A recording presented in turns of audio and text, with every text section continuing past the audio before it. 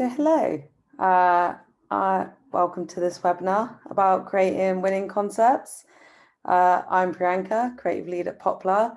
I know most of you know me, but some of you haven't met me before. So for those of you who don't know me, I work at Poplar and I work between the clients and creators on all sorts of projects and productions. So I've seen a lot of concepts come my way and I've heard a lot of clients' feedback on concepts. So I thought this would be a great chance for me to share my knowledge and share everything that I know that clients like about concepts with you and hopefully help you bag some more deals with us at Poplar. So to start with, this is our agenda for today. So what we'll go through is what a creator is, concept, sorry, is for some of you who haven't submitted them, or a little refresher for those of you who have, how our concept process works, what concepts look like to creator clients, and sharing some examples of our winning concepts, breaking down some of the key features of those winning concepts and what really makes them stand out compared to the rest of them, and showing you what creator profiles are like and helping you use that to show your recent work. So what is a concept? So at Poplar, I think this question can kind of be broken down into 4 steps, kind of with the what is a concept, why do we need concepts, do we get paid for concepts, and why don't all the briefs need them? So to start with the first one, what is a concept? I mean, the most frank and basic explanation is just an expansion and visual representation of your idea. So at Poplar, this will begin when a brief is submitted from a client where they describe what they're after, but they're not quite sure on what they want. And so this is where they'll come to us and say, we want some ideas and we want some input on what we have kind of presented. So why are concepts needed? Concepts are basically needed because a client will have those bare bones of an idea, and they really want someone to take that starting point idea to the next level and really elevate their end experience. But we at Poplar understand that concepts aren't the quickest things to make. So because of this, we do offer £50 for every concept that's submitted, or equivalent in your local currency, as a thank you for your time that you put into this. These are usually sent through PayPal. However, we are aware there are some countries that don't accept PayPal. So in those situations, just let us know and we can organize a separate arrangement for you. And then lastly, why aren't all briefs requiring concepts? So sometimes clients know what they want and exactly what they want. They're adamant on their own idea that they've published to the platform, which you'll see in the brief. And in these situations, that's when we ask you for a tech spec. Tech specs are just basically a more in-depth and really detailed guide on how you would build an experience, rather than a concept where they're just looking for an idea on leveling up their idea. But I'll tell you all about that in another webinar. So the concept process, for some of you who have seen this on our brief page, sometimes on all the briefs that require concepts, we add this imagery in because it's a very simplified version of what these steps are and how the process works. But please bear in mind that this diagram is a little bit old. So the process has changed slightly, which means steps 4 and 5 are not necessary anymore. But even so, I'll go through each step for you now. So the first one is where a client will have their idea and they'll write it up on the platform and it'll get published to you. You'll get an email or Slack notification about the new brief where you can then view it. If this is something of interest to you, then you can just simply press express interest. You'll get a little prompt to say, please make sure your creative profile is updated, but I'll tell you more about creative profiles later. After you've expressed interest, we go on to step 2. So once the expressed interest deadline has been reached, there will be creators that are automatically chosen based on many factors, whether it's your past work, your portfolio, how relevant your profile fits to the brief. This step, you'll get notified whether you did or didn't make it through. Step 3 is what I like to consider the fun part, where you get to make your idea and come up with all these ideas. Sometimes we'll give you assets that the client has provided. Other times we'll simply give you a video, or some clients give you full creative freedom where you can just do what you want with the limited ideas that they've provided. There'll be a deadline set to this one as well. And so you just simply submit your concept on that deadline, before the deadline. We do run a strike policy. So we do ask that if you have been chosen and you can't submit, that you let us know 24 hours before the deadline date. This is just so that we can find another creator who can then take that spot, because we want to create a really fair, level playing field for everyone. And we think it would be better if you are unable to submit, that we give that opportunity to another creator who also wanted to get the chance to do so. If you are, for various reasons, unable to submit, let us know before 24 hours, then a strike is added to your account. The way the strike process works is that if you get 3 strikes, you are then temporarily banned for 3 months on applying for briefs. And this will wear off, and then after that time period, you can then carry on like normal. Step 4, rather than they select a handful of concepts to go to step 5, it's actually now the client will simply select their favorite concept to go forward. And so step 5 is no longer needed anymore. Step 6 is where the production begins. So your idea is taken forward. Sometimes there's a few comments, but this gets mentioned in our chat functionality that you have directly with the client.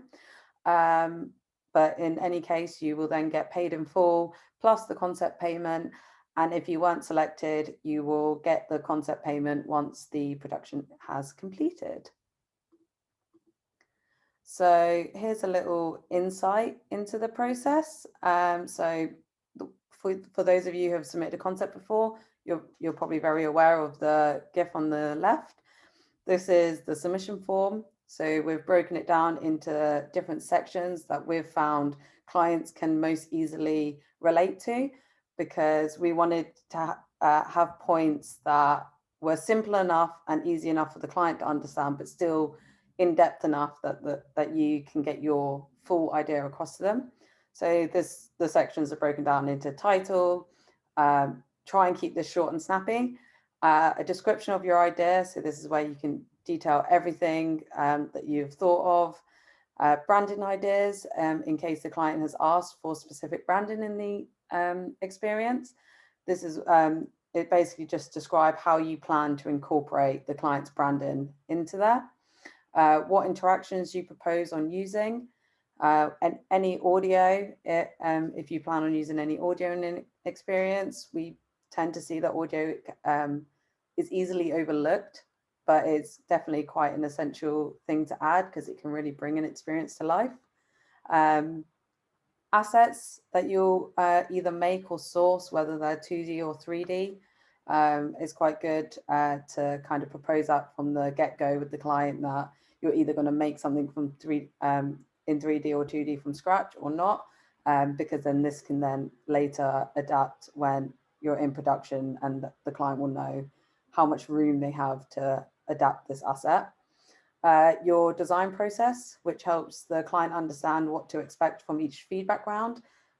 Let's say you're building the model first, then they'll know to review that first, or if you're building it last, they'll know to review that later. And then images of your idea. So this will be visual mock-ups, storyboards. I'll go more in depth on this later on. Additional links. So this is a good place to add any sourced assets you have or a video to accompany your idea. And then finally, like similar work. Try not to use this section to link to work that isn't relevant to the brief, because your creator profile will help promote you. So try not to use this section to add links to your company or your website or anything. And lastly, the last two sections are for internal use only. The client doesn't see this at all, but they're just quote and delivery estimate. On the right is what the client actually sees. So it's a bit different to what you submit. It's broken down in the same format. Basically, every section is text format. This is actually sat underneath the images. So I would definitely recommend making use of this feature, because clients do read this, and the way it's broken down is definitely helps sell that idea to the client. We definitely see that most of the winning concepts are the ones that have good descriptions in this field. One thing that is worth noting though, when you're writing these, is to stay away from technical terms. We do have to remember that not all clients use AR or potentially have even seen AR before. These concepts can sometimes get taken to higher stakeholders for final sign-off, and those people might have not seen AR before. So I definitely think some technical terms such as segmentation, polycount, occlusion, something that seems very normal for us could be very otherworldly to a client. So try and keep your language easy to understand and try not to be too patronizing though. So the next thing is, this is the full screen of what the client will see. This is on their own little client dashboard that they have. They go into their project, they'll go into the concept review. As you can see on the left, there's actually some more tabs, which I have mentioned in a previous creator newsletter, but happy to break down again if any of you have further questions. But simply, it's just a brief, the chat system, so you can chat directly to the client, project files, whether it's from the client or yourselves, the concept review, and then a timeline feature that you'll both be able to see if you are selected for a project. So once a client receives a notification that their concepts are ready to view, this is their view. This is a screenshot from a previous project where a concept has been selected, but if a concept hasn't already been selected, there are actually two toggle buttons on the top above the images, so they can toggle between all the submitted concepts.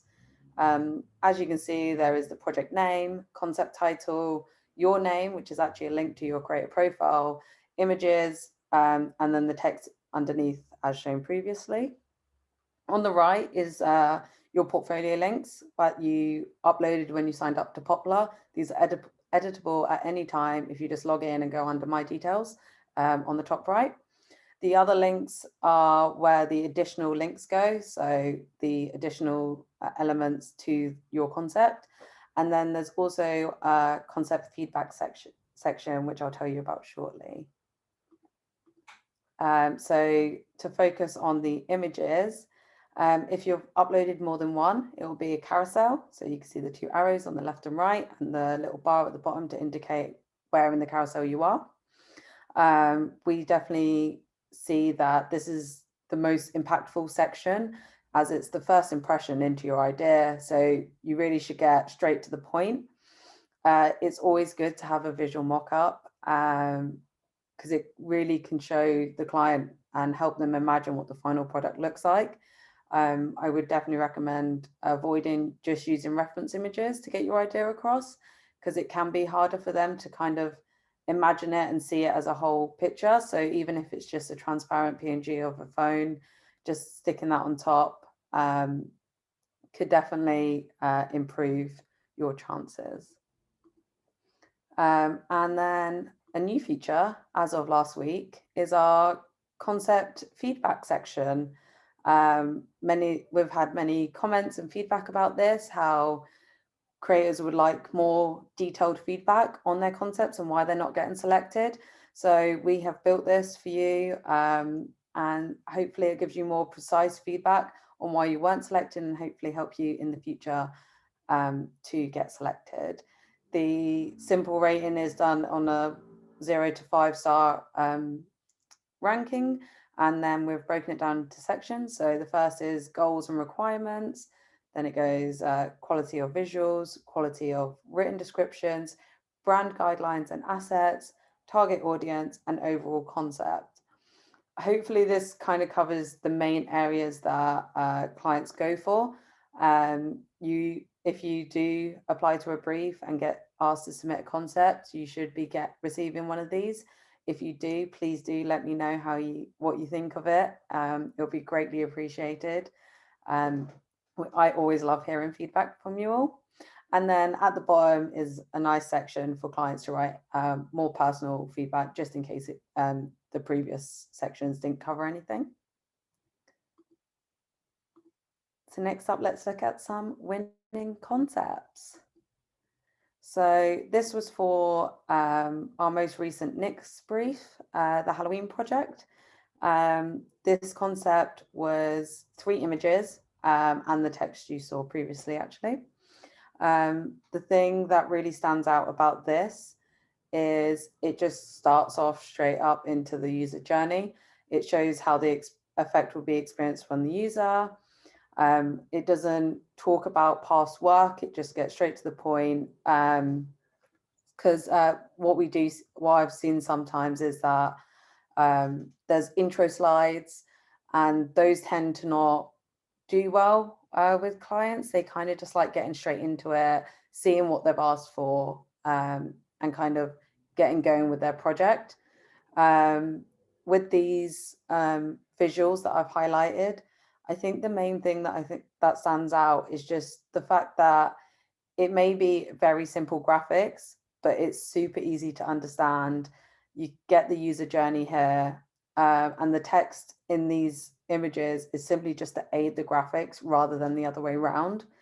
You can probably find similar assets on flat icon, just get like a girl, a gradient, a colored box at the bottom, a house and some bats. And I think with these things, you don't need to be spending hours on them. It can just be simple, but when you put them all together, it's really impactful. The next section is all about like breaking down how it will be built. So as I mentioned earlier, not all clients will understand AR.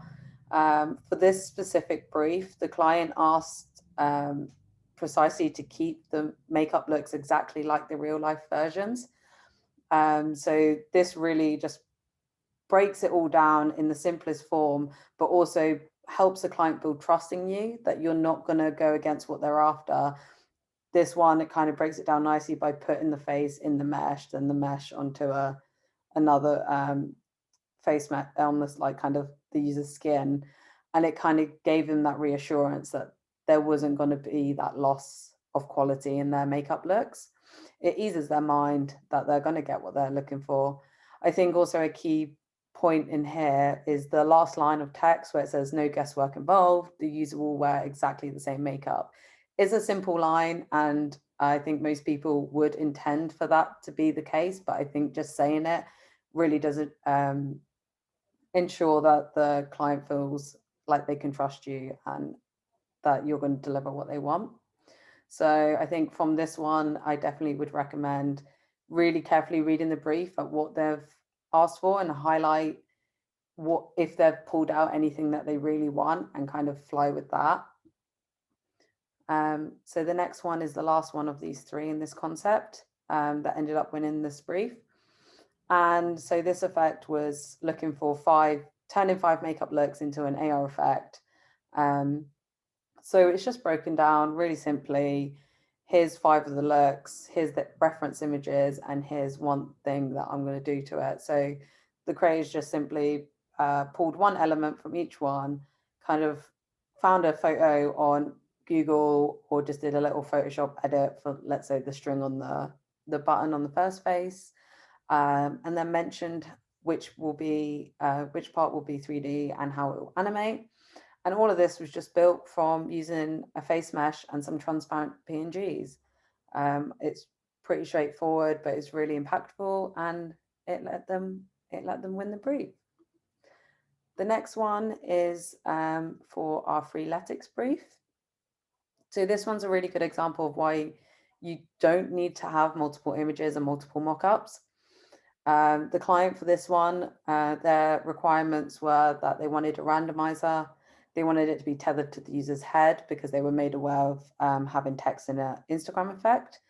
And they wanted it to be sparkly and girly. So I thought it was a really clever move, going for a Wheel of Fortune like effect. It's fun, it's engaging, it gets the point across of what they wanted. They wanted something a little bit different from the standard randomizer where you've got something, just a little placard on your head. The way that this was broken down is just the first paragraph is easily just describes the user journey, and the second one goes into more detail. And I just think it was a nice, clear, concise way. Again, there was no further branding on the creator side from them. It was just this one image. This is what you've asked for. Here's my idea. I also think it's nice to note in that their mention of animations, 3D models, audio, and color changes. So basically, just to summarize those things, I think what I would definitely recommend in your concepts, where relevant, is to basically just have a really clear and concise description. Try and include a user journey. Not all clients will understand how certain platforms work. If it's web AR, if it's Instagram, Snapchat, TikTok, they're not going to understand this. So breaking it down for them helps them either sell it internally or kind of win them over compared to other proposals.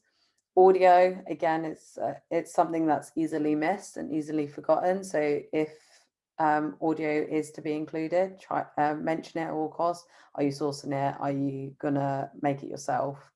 3D models, 2D assets, similar thing. Are you sourcing them? What are you going to use them? How are you going to use them?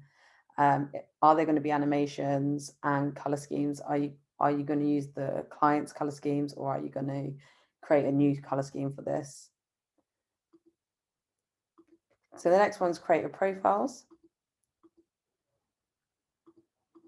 Oh, sorry, I think I went ahead one. There we go.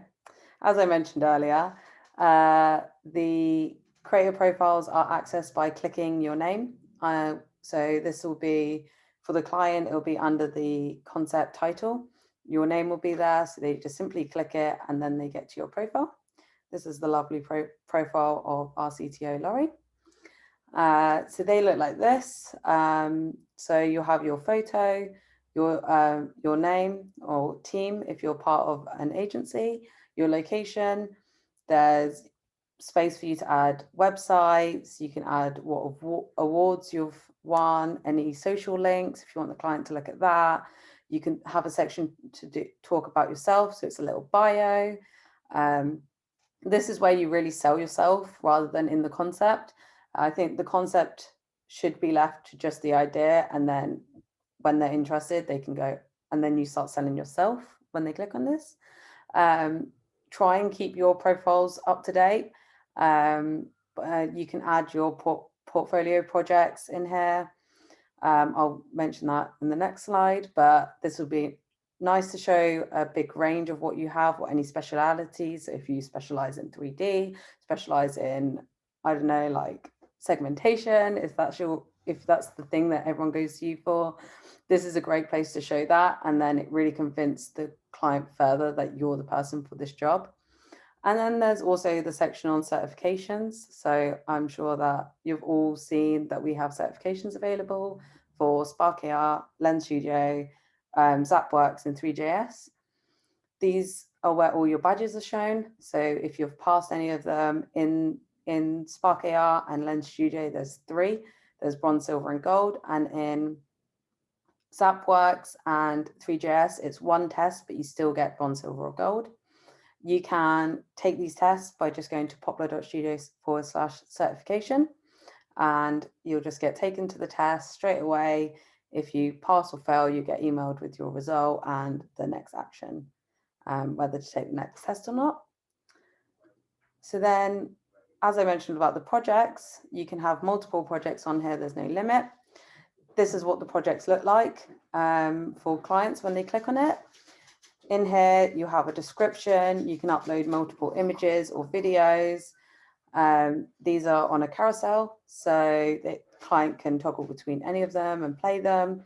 There's normally is also a link to try it, so you can have the clients try it for themselves. I think it's a really good way to talk about how you built the project, why you built the project, and everything that went with it. And lastly, I wanted to talk about some more features. So what's the next big feature you would like to see? Just like the concept feedback feature, we're always looking for new ways to improve your experience with us.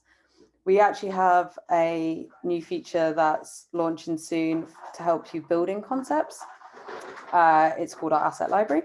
So next time you're asked to submit a concept, keep an eye out for that. And please do let me know your feedback on this, because I always want to find new ways of helping you guys to make this concept process as painless as possible. And yeah, thank you. That is everything. If anyone has any questions, please reach out now and just let me know.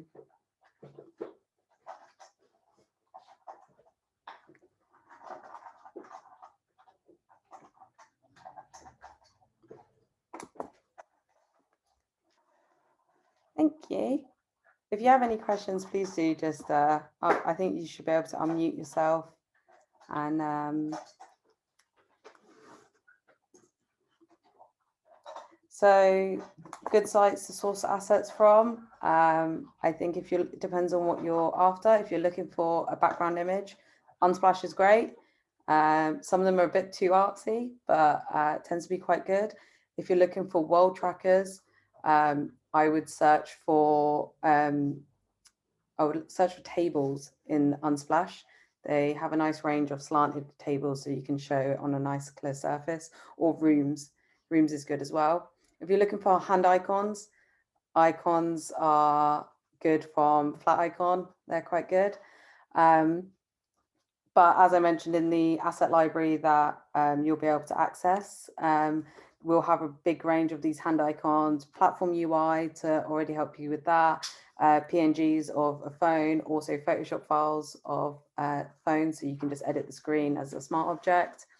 We'll also have surfaces, backgrounds, people, because I know they can be quite hard to source sometimes.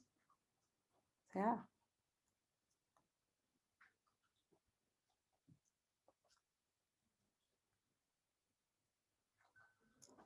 Any other questions?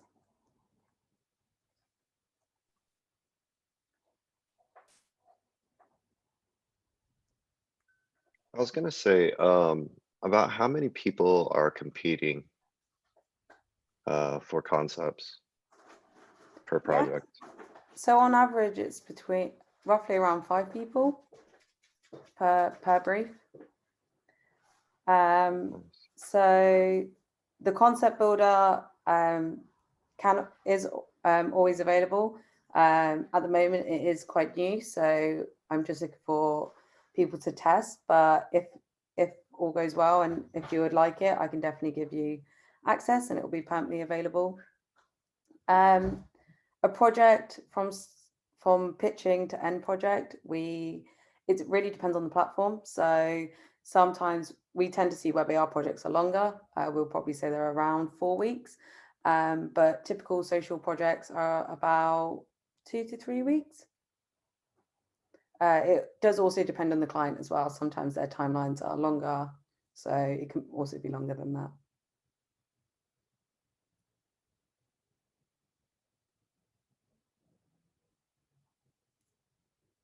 I just want to also say thank you all for attending.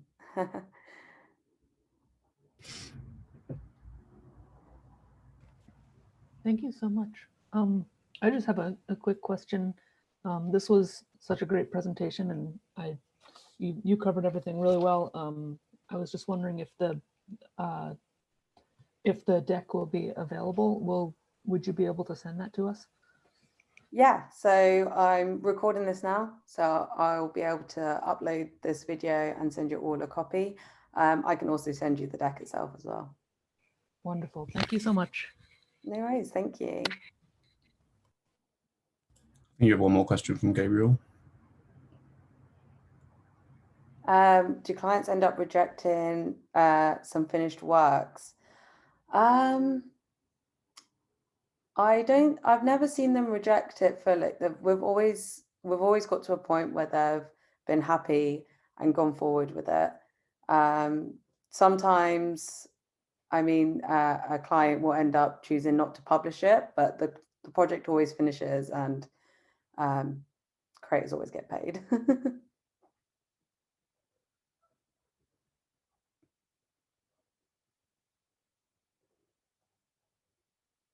Are there any more questions? I don't think I've...